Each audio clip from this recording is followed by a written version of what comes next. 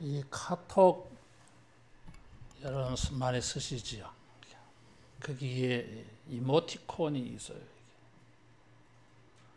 그 가운데 재밌는 게 하나 있더라고요. 무엇이 중한디 이런 거예요. 무엇이 더 중요한가?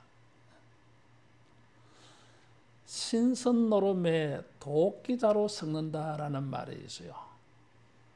무엇이 더 중요하냐 이거죠. 어떤 사람이 나무하러 갔다가 굴이 있어서 그 굴 속으로 계속 들어가 보니까 신선 두 사람이 바둑을 두고 있는 걸 보게 되어졌어요. 그래서 한참 구경하다가 이제 자기가 나무하러 왔으니까 그래서 나무하러 가려고 그래서 이제 도끼자루를 들고 보니까 도끼자루가 다 썩었어. 무엇이 중요하냐? 세속적인 즐거움에 빠져서 경건 생활도 잊어버리고 살 때가 많습니다. 세속적인 즐거움에 빠져서 사명도 잊어버리고 살 때가 많습니다. 심지어 영적인 자기 즐거움, 만족 때문에 자기가 해야 할 일들을 깊이 하는 경향도 많습니다. 예수님께서 변화산에서 그 얼굴이 해가 힘있게 비치는 것 같이 영광을 나타내었을 때에 베드로가 주여 여기가 좋사오니 그랬어요. 그런데 구름 속에서 하나님의 음성이 들렸어요. 예수님은 하나님의 택하신 자라고 하시면서 너희는 저의 말을 들으라 그랬어요. 종종 우리가 이런 세속적인 것이든지 혹은 우리의 영적 즐거움과 체험에 빠져서 정말 우리가 해야 할 것을 잊어버리더라는 거예요. 그런 똑같은 일이 오늘 본문에서 일어나서요. 예수님께서 승천하셨어요. 그래서 제자들이 그것을 쳐다보고 있었습니다. 9절에 보니까 구름이 그를 가리어 보이지 않게 하더라 그랬어요. 구름이라고 하는 것은 성경에 따라하겠습니다. 영광의 상징. 구름은 하나님의 영광의 상징이에요. 이게. 시내산에 주님이 나타나셨을 때 시내산에 구름이 가득 차서요. 솔로몬 성전에 구름이 가득 차서요. 하나님의 영광이 임하였다고 하는 증거였어요. 변화산에서도 구름 속에서 하나님의 음성이 들렸다 그랬어요. 구름은 하나님의 영광을 상징합니다.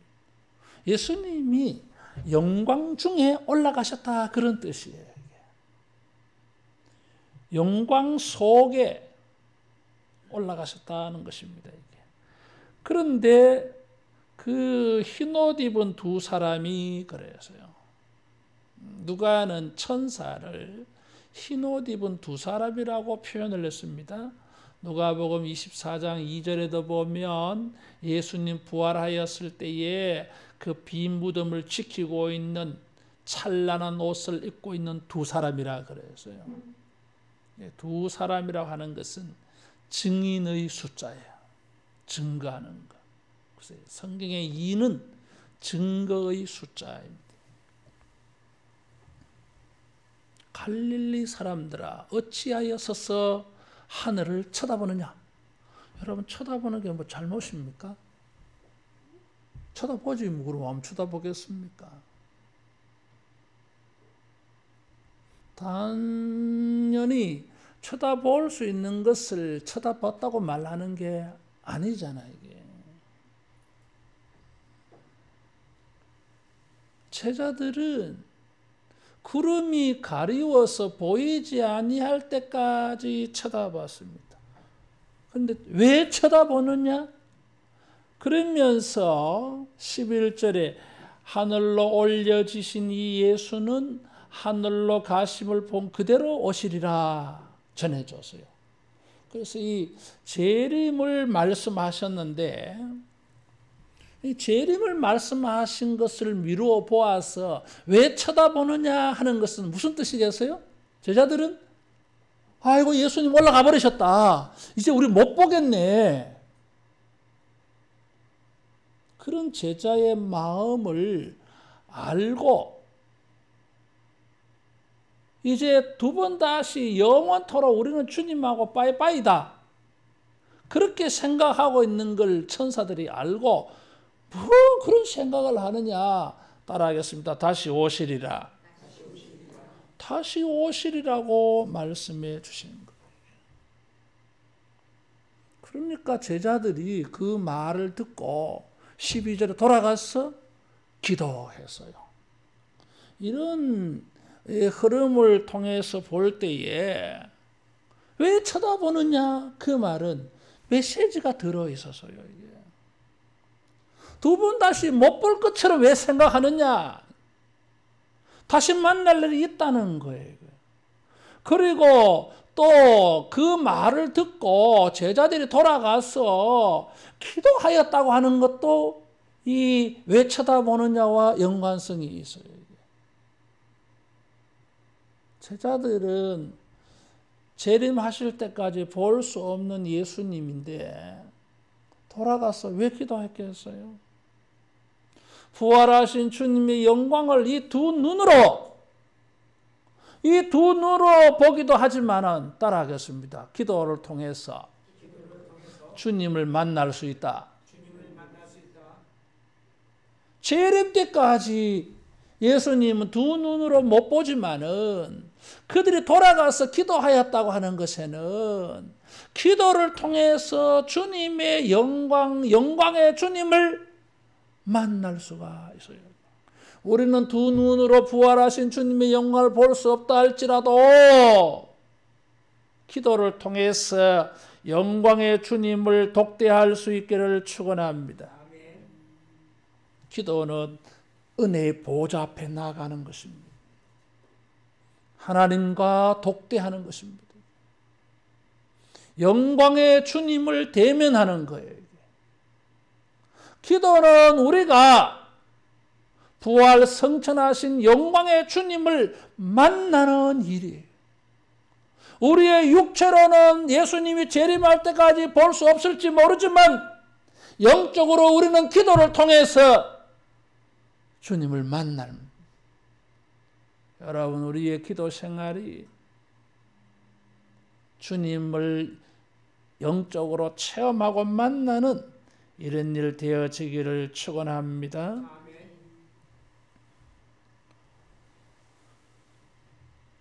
부활 성천하시는 예수님을 바라보고 있는데 갈릴리 사람들아 왜 서서 보고 있느냐? 다시 못 볼 것처럼 왜 쳐다보고 있느냐는 지적이었습니다. 예수님이 부활하시고 이 성천하실 때에 제자들은 잘못된 두 가지 모습을 보였어요. 첫째는 몇 날이 못 되어 성령을 받으리라는 말을 들었을 때에 6절에 보니까 이스라엘 나라를 회복하심이 이때니까 예수님은 하나님 나라에 대해서 말하는데 제자들은 육적인 이스라엘의 해방으로 받아들였어요. 하나님 나라라고 하는 큰 영적인 것을 말씀하시는데 제자들은 정치적인 이스라엘의 해방으로 축소해서 생각했다는 잘못이 있었어요. 이게. 그래서 예수님께서 이스라엘 여기만이 아니야. 예루살렘만이 아니야. 유대만이 아니야. 사마리아 저 땅끝까지 하나님의 나라를 이루어야 돼. 좀 스케일을 크게 가져라고 말씀해 주셨어요. 두 번째로 제자들의 잘못은 뭐예요? 성천하신 예수님을 바라보면서 무슨 생각에 빠졌다는 거예요. 그 생각이 이제 우리 두 번 다시 예수님 못 보네. 뭐 이런 거잖아요, 이게.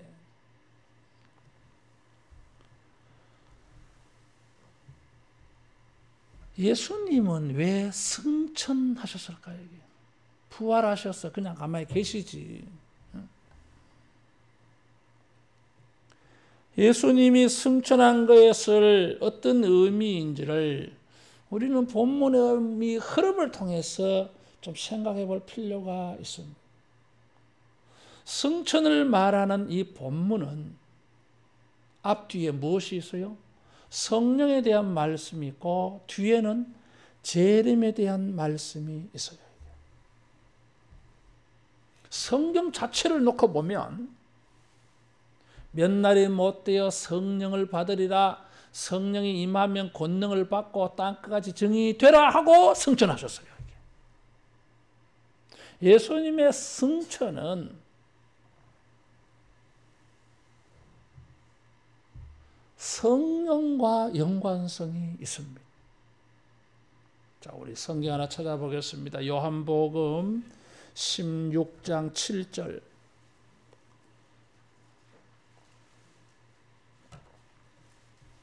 요한복음 16장 7절 같이 봉독합니다. 내가 너희에게 실상을 말하노니 내가 떠나가는 것이 너희에게 유익이라.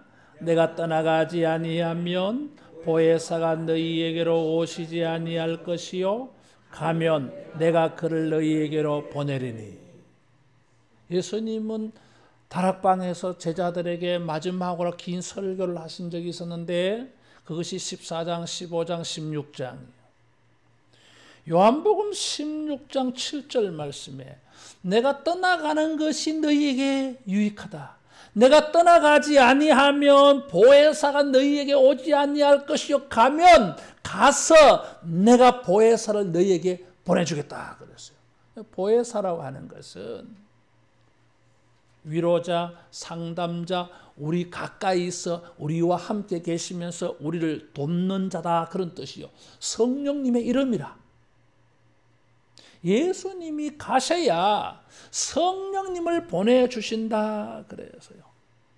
그것도 알지 못하고 그것도 기억하지 않고 그것도 생각하지 않고 예수님이 인간적으로 떠나가는 것만 생각해서 아이쿠야 우리 예수님 이제 두 번 다시 못 보내. 갈 때까지라도 우리 마지막이라도 끝까지 보자. 천사들이 다시 온다는 거예요. 그러면서 누가는 이 성천의 문맥을 성령의 문맥에 딱 붙여 놓은 것입니다. 예수님의 승천을 통해서 우리는 성령을 만나고 성령을 입어서 능력의 사람이 되고 땅끝까지 증인이 되는 일을 생각하고 있어야 되는데 두 번 다시 못 본다. 이 생각에 빠져 있는 오류를 보면서요. 주님의 승천은 제자들이 단순히 구경만 할 일이 아니었어요.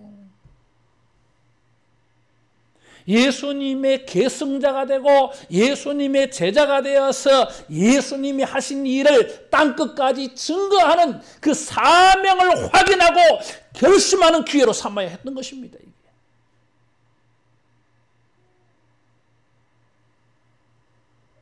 열왕기상 2장 엘리야가 승천한다 그랬어요. 많은 선지자들이 그것을 알고 있었어요. 이게. 엘리야가 엘리사를 데리고 길갈, 여리고, 베델, 요단강으로 가잖아요. 이게. 언급한 이 네 지역에는 선지자들이 있었어요. 그게 성지였어요. 성지. 이스라엘 역사에 있어서 하나님의 큰 은혜의 역사가 일어났던 곳에 선지자 학교가 있었어요. 신학교가 있었어요. 거기에. 그래서 엘리야가 승천하기 전에 순회를 했습니다. 엘리사를 데리고. 가는 데마다 선지자들이 신학생들이 엘리사에게 물었어요. 여호와께서 당신의 선생을 당신의 머리 위로 데리고 가실 것을 아십니까? 엘리사가 뭐라 그랬어요? 네, 안다 그랬어요. 많은 신학생들은, 선지자들은 엘리야가 성천하는 거에 대해서만 걱정만 했어요. 이게 엘리사는 그게 아니었어요. 이게 가실 분은 가실 거야. 엘리사는 그 기회를 가지고 자기가 엘리야의 계승자가 되는 거, 자기가 엘리야의 후계자가 되는 거, 자기가 엘리야를 대신해서 하나님의 종으로 살아가는 기회로 삼고 있었어요. 생각이 달랐어요. 이게. 구름 타고 하늘로 이렇게 올라가는 거 신기하다고 쳐다보는 것만이 전부가 아니라 그 말이에요. 이게. 그런 영광의 체험에 빠져서 흥분도 하고 걱정도 하다가 사명을 잊어버렸던 거예요. 이게. 그래서 천사가 갈릴리 사람들아 그래서 이게 예수님의 제자들 사도들인데 갈릴리 사람들아 그래서 왜 천사가 많은 이름들이 있는데 좋은 이름들 많이 있을 터인데 예수의 제자들이요 뭐 이렇게 좀 괜찮은 이름으로 안 불러주고 사회적으로 천시받고 멸시받는 갈릴리라고 하는 이름을 불러서 이게 왜 그렇게 불렀을까요? 주님의 계승자가 되어져서 주님의 후계자가 되어져서 주님을 대신해서 이 땅의 땅끝까지 복음을 증거하고 예수님의 증인의 삶을 살아야 되는 사람들이라면 사도 제자라고 불려지겠지만 그런 것은 도통 생각도 못하고 영적 흥분에 빠져서 자기 눈에 보이는 것만 즐거워하고 예수님 못 만나는 것 때문에 걱정만 하고 있는 이 사람들은 뭐예요 이게? 갈릴리 사람이라고 불려질 수밖에 없어요. 이게.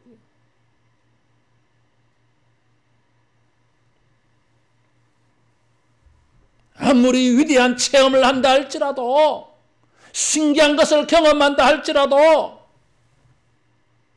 땅끝까지 증이 되는 삶을 살지 못하면 영광스러운 호칭을 얻을 수가 없어요. 이게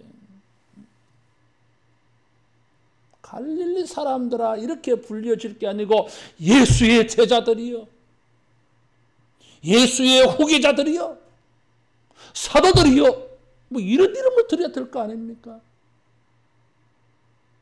영적 흥분과 염려에 빠져서 사명을 잊어버리고 그저 초라한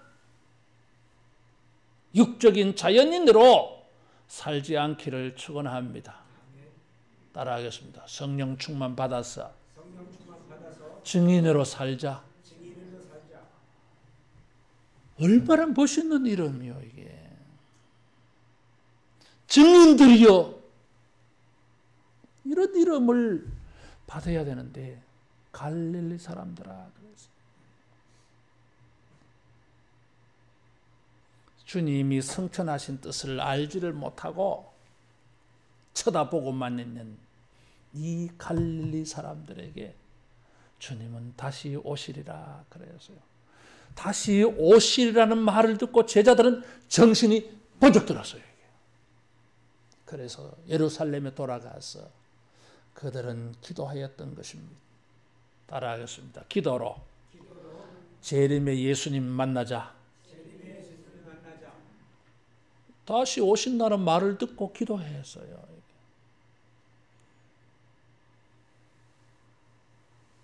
데살로니가 전서 5장 1절에서 17절에 보면 예수님은 도적같이 다시 오신다 그랬어요. 예수님의 재림을 말하고 있어요. 그러면서 17절에 가면 따라하겠습니다. 쉬지 말고 기도하라. 도적같이 오신다고 하시면서 쭉 도적같이 오시는 재림의 예수님을 우리가 어떻게 만날 것인가? 예수님을 만나기 위해서 우리가 무엇을 해야 할 것인가? 그것을 데살로니가 전서 5장 1절부터 쭉 말하고 있어요. 그러면서 17절에 가면 쉬지 말고 기도하라 그랬어요. 사도들은 주님의 재림을 말하면서 말세에 따라하겠습니다. 기도로 깨어 있으라. 기도로 깨어 있으라 그랬어요. 부활, 승천, 재림하시는 예수님을 우리가 만나기 위해서 우리는 기도로 깨어 있을 수 있기를 축원합니다. 사도들은 기도하면서 특별히 기도 제목이 있었어요. 왜냐하면 사도행전 1장 4절에 보니까 예루살렘을 떠나지 말고 내게서 들은 바 아버지께서 약속하신 것을 기다리라. 몇 날이 못되어 성령으로 세례를 받으리라. 이 말씀을 붙잡고 기도했습니다. 성령으로 세례를 받아서 땅끝까지 증인으로 살기 위하여 그래서 제자들은 모여서 기도했던 거예요. 따라하겠습니다. 성령을 기다리며 기도했다. 성령을 기다린다고 하는 것은 아버지의 약속이고 예수님의 약속이었습니다. 기도는 약속을 가지고 기도하는 것입니다. 그리고 기도는 그 약속이 우리에게서 이루어지게 하는 능력이에요. 이게. 따라하겠습니다. 기도로 약속을 체험하자. 말씀을 붙잡고 몇 날이 못되어 성령으로 세례를 받으리라는 말씀을 붙잡고 제자들은 다시 오실 예수님을 만나기 위하여 예수님의 제자로 살기 위하여 기도했던 거예요. 말씀을 붙잡고 약속을 붙잡고 기도했고 그 약속이 자기에게 이루어지는 방법은 기도라고 보았던 거예요. 여러분 우리가 기도할 때에 말씀 붙잡고 기도하기 바랍니다. 주님 성경에 주님이 이렇게 말씀하셨어요. 이 말씀이 내게 이루어지게 해주세요. 주님의 말씀이 우리에게 이루어지는 길은 그것을 위해서 우리가 할 수 있는 일은 첫 번째 기도입니다. 기도 없이는 그런 약속이 이루어지지 않아요. 이게 자꾸 연장됩니다. 시간이 연장돼요. 이게. 따라하겠습니다. 말씀 붙잡고 기도하자. 우리가 소원하는 거 있잖아요. 이게. 우리 기도 제목들이 있잖아요. 이게. 그것에 대하여 그런 소원과 제목에 대하여 주님이 먼저 약속해 주신 말씀이 있어요. 그걸 붙잡고 그걸 주님 앞에 다 보증서를 내놓고 주님 이렇게 말했어요. 주님 이렇게 말씀하셨고요. 이렇게 말씀하신 것을 저 사람에게 아브라함에게 모세에게 다윗에게 이 사람에게 저 사람에게 주님 이런 대로 다 하셨어요. 나에게도 좀 해주세요. 그럴 때에 그 기도를 들으시고 말씀하신 대로 이루어 주실 줄로 믿습니다.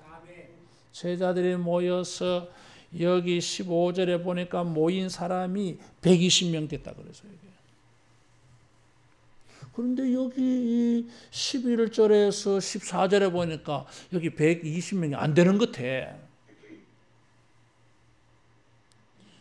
기도하는 사람들은 13절에 보니까 가룟 유다 빼고 11명, 그리고 14절에 여자들, 마리아, 예수님의 동생들과 더불어 마음을 같이 오로지 기도에 힘썼다 그래서. 근데 15절에는 120명이라 그래서. 120명이라고 했으면 14절 다음에 무엇이 있어야 돼요? 이 외에 이 사람들 외에 11제자, 여자들, 예수님의 동생들 말고 또 다른 사람들도 한 100명쯤 있었다. 뭐 이렇게 해야 되지 않겠어요? 그래서 합해서 120명이다. 우리가 쓰면 그렇게 쓸 거예요. 근데 누가는 제자들과 특별히 여인들을 언급을 해서요. 의미 있게 언급한 거예요. 따라하겠습니다. 더불어 기도했다. 더불어는 뭐예요? 함께, 같이 이런 거잖아요. 나는 이 13절을 볼 때마다 가슴이 벌렁벌렁해요. 흥분되어져. 옛날에 말이에요. 응? 신학교 다닐 때에 사랑의 교회 옥하는 목사님 그 개척할 때에 그 사랑의 교회 옥하는 목사님 설교를 잘하신다 그래가지고 저분 설교를 좀 배워봐야 되겠다 해서 한 6개월 정도 내가 수요일마다 그 교회 간 적이 있었어요. 그 교회 가니까 어릴 때 신앙생활 같이 했던 친구가 거기 있더라고. 이게. 그분이 사랑의 교회 오정현 목사님 동생 오정원 목사의 사모입니다. 이게. 조성희 사모라고요. 그 사람이 여전도사로 섬기고 있더라고. 그래 얼마나 반갑던지. 그래야 뭐 겸사겸사해서 그래 갔어요. 그때 그 전도사님이 취직 갔어요. 갔어. 그래 한 6개월 다녔는데 그때에 그 오 목사님께서 사도행전 강해를 하고 계셨어요. 근데 첫 번째 들은 설교가 이 13절 본문 설교 하실 때였어요. 내가 그 설교 듣고 막 얼마나 감동을 받았는지 몰라요.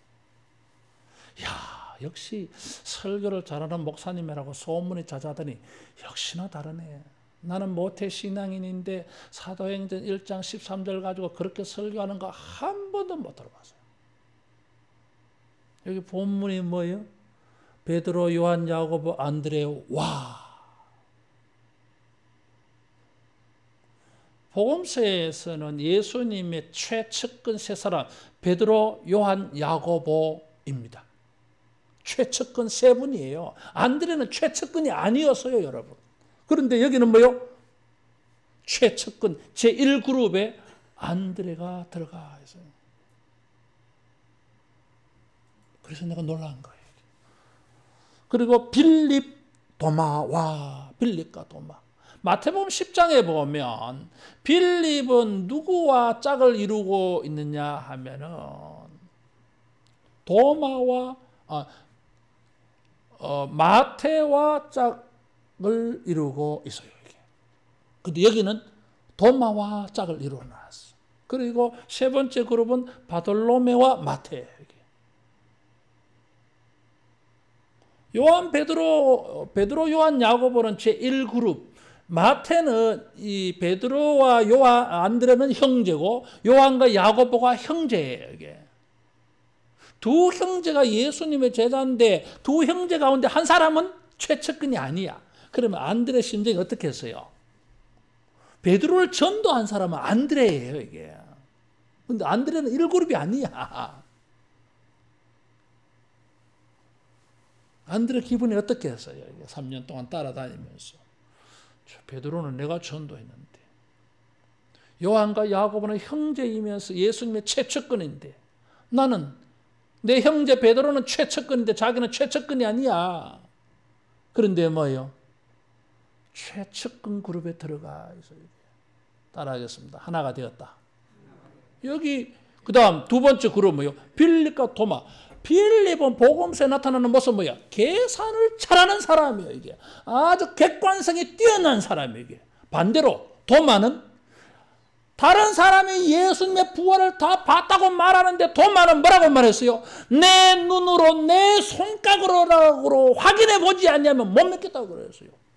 아니 계산이 정확한 빌립이 계산해놨으면은 이거 빌립이 계산했어, 빌립이 말했어, 그 객관성이 있어 믿으라 할 텐데 도마는 안 돼. 빌립보다 더 따지고 드는 사람이 도마예요. 이 두 사람이 짝을 이루고 있어요. 이건 더불어 함께 할 수 있는 캐릭터가 아니에요. 이게 맨날 둘이 싸울 사람들이야. 이게 방식이 달라요, 여러분. 둘이 조편성에서 일을 시켜놓으면 맨날 싸운다니까. 식당 봉사 시켜놓으면 이 두 사람이 한조가 되면은 밥은 잘 해놨을지 모르지만 밥 하는 동안에 터덕터덕한 거예요. 이게 할 수밖에 없는 사람이에요. 이게. 그 다음에 누구요? 바돌로메, 마태예요. 바돌로메는 요한복음 1장에 보면 참 이스라엘 사람이라 그랬어요. 마태는 로마의 앞잡이였던 과거가 있어요. 정치적으로 맞지 않아. 에? 정치적으로 두 사람은 하나가 될 수가 없어요. 이게. 여러 많은 선입견이 있지만 정치적 선입견은 사람들을 하나 되게 하기가 정말로 어려워요. 이게. 너무너무 힘들어. 같은 목사인데도 정치적 입장이 다르니까 이게 서로 관계가 이상하더라고. 이게 다 그런 건 아니지만 어떤 목사님은 성숙해가지고 정치적 입장이 달라도 인간관계는 아주 친하게 지내는 사람도 있어요, 여러분. 근데 어떤 사람들은 정치적 입장이 다르면 완전 결별이야. 그런데 바돌로메와 마태가 한조가 되었어요.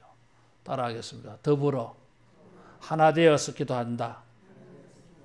여기에 여자들도 남자의 목록에 들어가 있어요.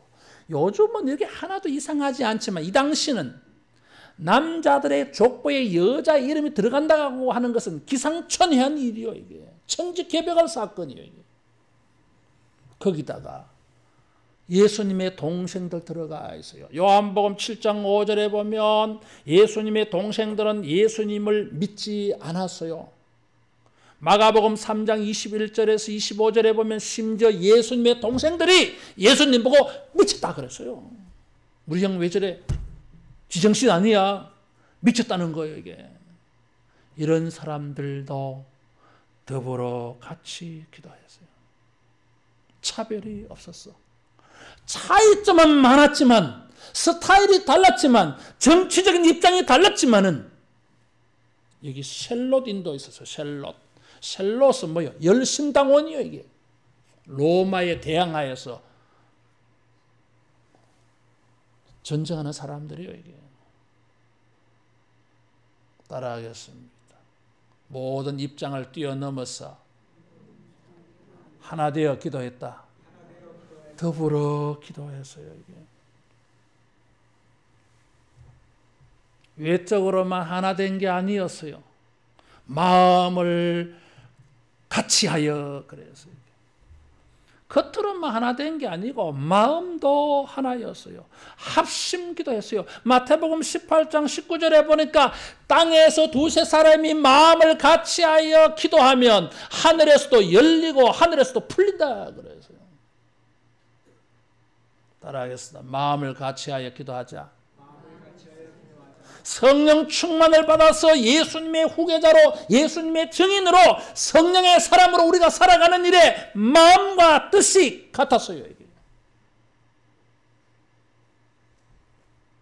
모두가 성령을 기다리며 예수님의 증인으로 살려고 갈릴리 사람이 아니라 주님의 증인으로 살려고 갈릴리 사람이 어부가 아니라 성령의 사람으로 살려고 뜻을 모아서 같이 기도했던 것이.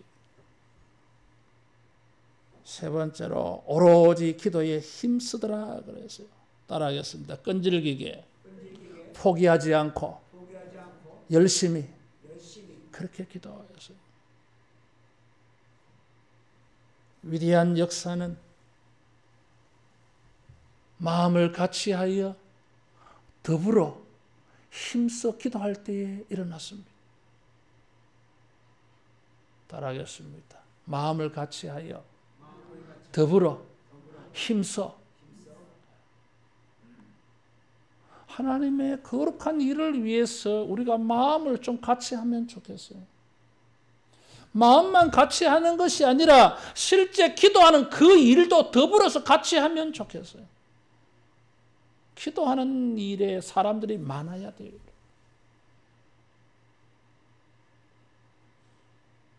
새벽에도 금요일도 늦으면 늦은 대로 뭔가 같이 해주는 게 좋아요. 이게. 외롭게 주님 혼자서 겟세마네에서 외롭게 기도하셨잖아요. 그런 본문 볼 때마다 주님이 좀 안 됐잖아 이게. 주님 혼자 기도하시잖아요.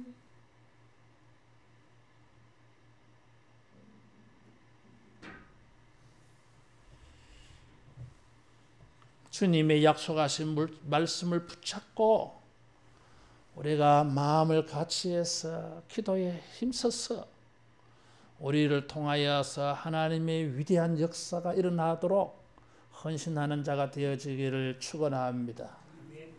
1850년도에 뉴욕에서 램피어라고 하는 목사님이 수요일마다 정오에 기도했어요.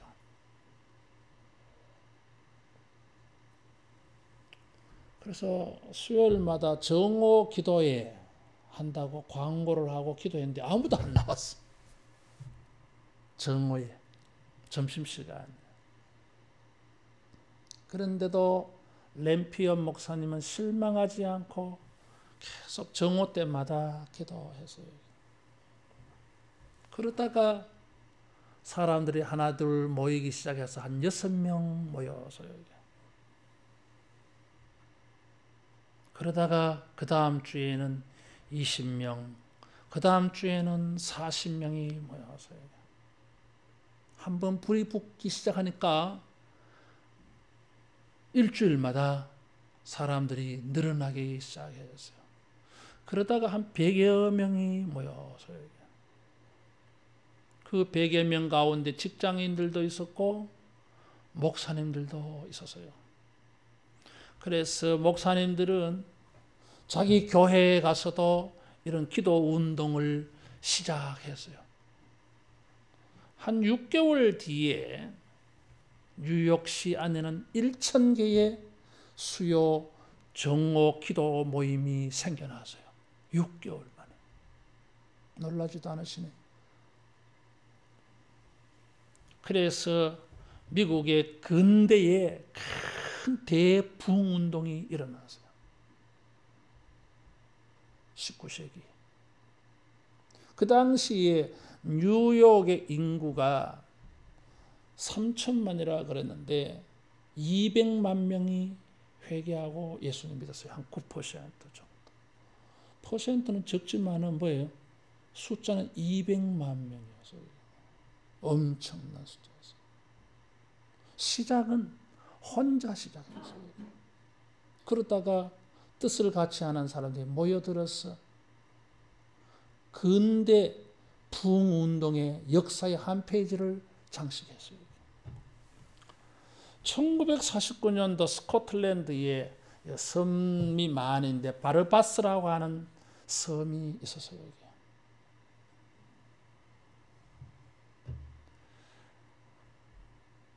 그 교회의 목사님이 교회의 평신도 리더들과 기도 모임을 가졌더랬어요.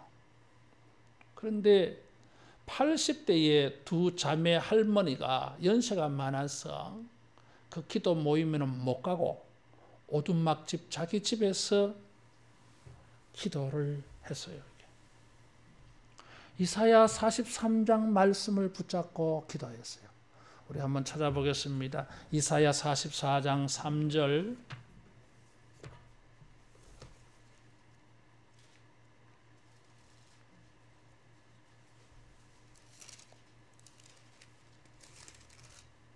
같이 봉독합니다. 나는 목마른 자에게 물을 주며 마른 땅에 시내가 흐르게 하며 나의 영을 내 자손에게 나의 복을 내 후손에게 부어주리니 그들이 불 가운데서 솟아나기를 시냇가에 버들같이 할 것이라. 목마른 자에게 물을 주며 마른 땅에 시내가 흐르게 하며 나의 영을 자손에게 나의 복을 후손에게 주리라. 이 말씀 붙잡고 80대의 두 노인 할머니가 오두막에서 기도를 했습니다. 그런데 그 반대편 마을에서 7명의 청년들이 하나님의 거룩한 일들이 일어나도록 기도했어요. 그들은 다른 말씀을 붙잡고 기도했어요. 이사야 62장 6절 7절. 이사야 62장 6절 7절 같이 봉독합니다. 예루살렘이여 내가 너의 성벽 위에 파수꾼을 세우고 그들로 하여금 주야로 계속 잠잠하지 않게 하였느니라. 너희 여호와로 기억하게 하시는 자들아 너희는 쉬지 말며 또 여호와께서 예루살렘을 세워 세상에서 찬송을 받게 하시기까지 그로 쉬지 못하시게 하라. 파수꾼을 세우고 그들로 하여금 주야로 잠잠하지 않게 했다. 주야로 잠잠하지 않게 하면 밤낮으로 기도했다는 그 말이잖아요. 그들은 기도하면서 무엇을 기도했습니까? 예루살렘을 세워 찬송을 받으시게 하시기까지. 예루살렘이 찬송받도록. 이 말씀을 붙잡고 젊은 친구들이 7명이 반대편에서 기도하고 반대편은 교회에서도 하고 교회에서 못 가는 사람은 오두막집에서 할머니가 말씀 붙잡고 기도했어요. 매주 3일씩 일주일에 3일씩 기도회를 했어요. 그 결과 스코틀랜드에 큰 영적 부흥이 운동이 일어나는데 이 바르바스 섬에서 한 이 기도 운동이 스코틀랜드 전체로 그 불길이 영국으로 건너가서 18세기에 큰 부흥 운동이 일어났어요. 전 세계적으로 위대한 하나님의 나라가 세워지고 땅끝까지 많은 사람들이 주님께 돌아오는 이 역사의 시작에 기도 모임이 있었어요. 많지 않은 사람들의 기도 모임이 있었어요. 성령을 구하면서 재림하시는 예수님을 기다리면서 예수님에게 후계자가 되고 계승자가 되어져서 하나님의 나라의 증인이 되려고 몸부림치는 사람들의 이 기도하는 사람들이 있어서 전 세계에 영적 대부흥 운동이 일어났던 것입니다. 여러분, 근대가 어떤 시대예요? 합리주의, 이성주의, 인간의 철학이 꽃피운 시대였어요. 저 유럽은 무신론주의자들이 유럽을 지배하던 사상이 있었어요, 그때가. 그런데 그런 인간의 이론과 철학을 이겨낸 위대한 역사에 하나님의 은혜를 구하면서 약속하신 것을 붙잡고 약속하신 것을 이루어달라고 기도하는 마음을 같이하여 더불어 기도에 힘쓴 시작이 있었던 것입니다.